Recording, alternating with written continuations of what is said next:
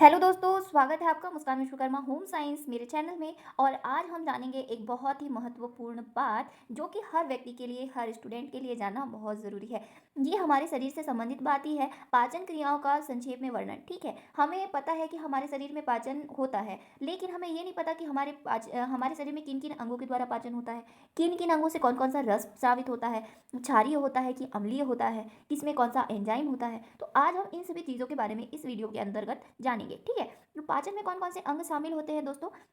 मुख, मुंह शामिल होता है, अमाशय शामिल होता है, पक्वाशय शामिल होता है और छोटी आंत शामिल होती है। ठीक है, इसके बारे में मैंने इसका पूरा एक अध्याय पढ़ाया है। आप जाकर के पार्ट बाय पार्ट मैंने पढ़ाया है, छोटे छोटे पार्टों में जितना अच्छे से अच्छा हो सके मैंने समझाने का प्रयास किया है। आप उन वीडियो को भी एक एक करके देख सकते हो और अच्छी तरह हर चीज़ के बारे में समझ सकते हैं। ठीक है, पाचन रस। ठीक है, पाचक रस कौन कौन से होते हैं? मुख से लार निकलता है, आप लोग सभी जानते हैं क्योंकि सभी के मुख से निकलता है ना। मुख से लार निकलता है, अमाशय से जठर रस निकलता है, पक्वाशय से पित्त निकलता है।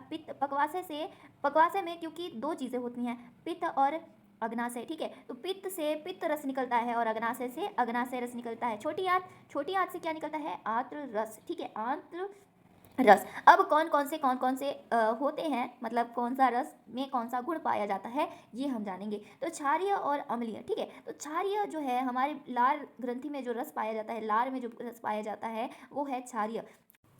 ठीक है, और जो हमारे अमाशय में पाया जाता है वो कौन सा रस है भाई? वो अम्लीय रस होता है ना। जो अमाशय में पाया जाता है जठर में वो अम्लीय होता है, और जो पक्वाशय में पाया जाता है वो क्षारीय होता है। और इस तरीके से छोटी आंत और अग्नाशय और आंत्र में जो जो भी रस पाए जाते हैं सभी कैसे होते हैं?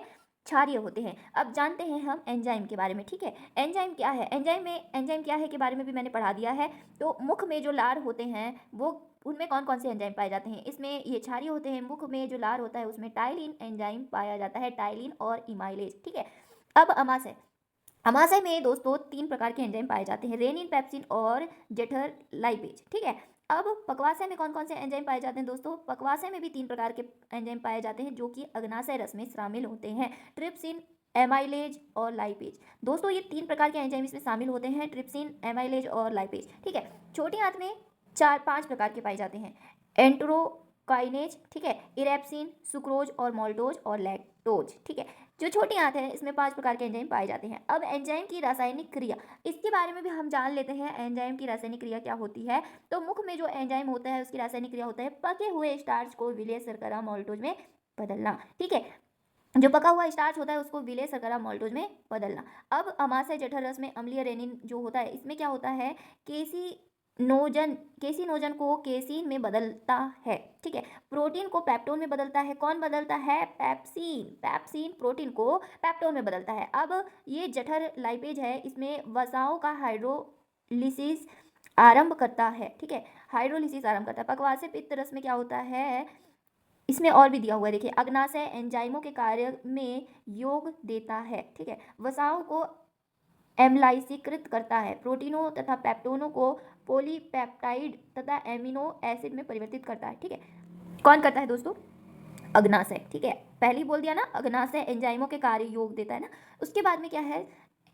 एमाइलेज। ठीक है, सभी शर्कराओं तथा स्टार्चों को मोल्टोज में परिवर्तित करता है। अब है लाइपेज, वसाओं को वसा अम्लीय तथा ग्लिसरीन में परिवर्तित करता है, ठीक है, एंजाइम एंट्रोकाइनेज के बारे में पढ़ते हैं। अग्नाशय रस में ट्रिप्सनोजन से ट्रिप्सिन न्यूमेरीकृत करना, सभी प्रोटीन पदार्थों को एमिनो एसिड में बदलते हैं। ठीक है, ये सब कार्य सुक्रोज का क्या काम होता है दोस्तों? सुक्रोज को ग्लूकोज और फ्रक्टोज में बदलता है। ठीक है, और माल्टोज को ग्लूकोज में बदलता है, लैक्टोज को ग्लूकोज में बदलता है। इस प्रकार सभी एंजाइमों की रासायनिक क्रिया हमने पढ़ ली। ठीक है, पाचन क्रियाओं का संक्षेप में वर्णन हमने समझ लिया। ये बहुत ज़रूरी है, आपको कहीं पर भी ये बहुत ज़्यादा काम आ सकता है। तो इस तरीके से वीडियो अगर आपको जानकारीप्रद लगा हो, अगर अच्छा लगा हो तो वीडियो को लाइक करना, चैनल को सब्सक्राइब करना, अपने दोस्तों के साथ वीडियो को शेयर करना ताकि आपके दोस्त भी इसकी नोट्स बना ले और आपसे आपके नोट्स ना मांगे। ठीक है, चैनल को सब्सक्राइब कर दो यार, और वीडियो को अंत तक बने रहने के लिए बहुत बहुत शुक्रिया भाई। Bye bye.